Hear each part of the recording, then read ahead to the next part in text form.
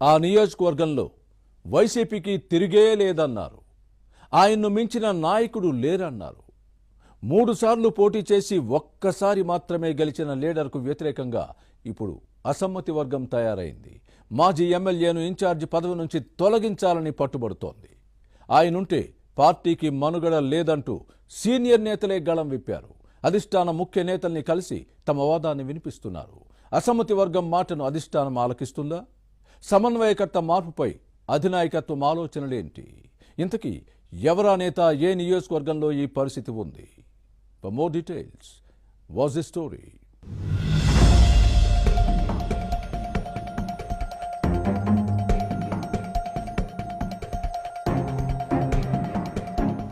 పల్నాడు జిల్లా వినుకొండ నియోజకవర్గ YCP incharge Bolla Brahmanaidu ముక్కుసూటిగా వ్యవహరించే నేత.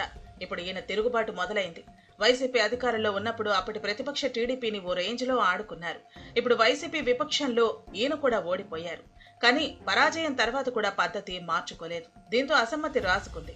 మాజీ ఎమ్మెల్యే బొల్లా బ్రహ్మనాయుడుకు వ్యతిరేక వర్గం స్వరం పెంచింది. వినుకొండ ఇన్ఛార్జి పదవి నుంచి తప్పించాలని డిమాండ్ను ముందుకు తెచ్చింది. ప్రజారాజ్యం పార్టీ నుంచి రాజకీయ ప్రస్థానం ప్రారంభించిన బొల్లా బ్రహ్మనాయుడు ఆ తర్వాత వైసీపీలో జాయిన్ అయ్యారు.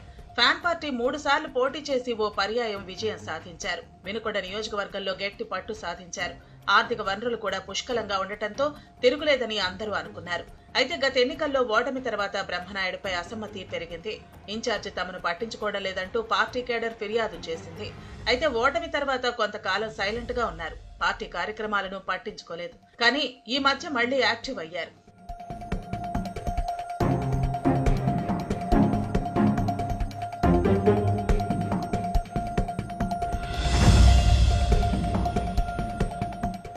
అధికారంలో ఉన్నప్పుడు ఈయన చెలరేగిపోయారు. క్యాడర్ను కేర్ చేయకపోగా హీనంగా చూశారని, మర్యాదగా మాట్లాడలేదని, గౌరవం కూడా ఇవ్వలేదని అంటారు. వినుకొండ నియోజకవర్గంలోని 5 మండలాల అసమ్మతి వర్గం ఏకతాటిపైకి వచ్చింది. ఇన్ఛార్జి బొల్లాను తొలగించేంత వరకు పోరు తప్పదని చెబుతోంది. పార్టీ అధినాయకత్వం బేఖాతరు చేస్తే తాడోపేడో తేల్చుకుంటామని వార్నింగ్ చేస్తోంది.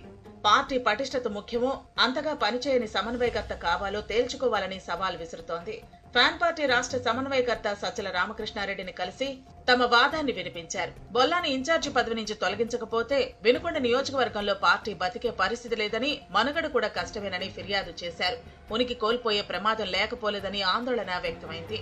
క్యాడర్ కావాలో, లీడరే ఉండాలో తేల్చుకోవాలని సవాల్ చేసే పరిస్థితి వచ్చింది.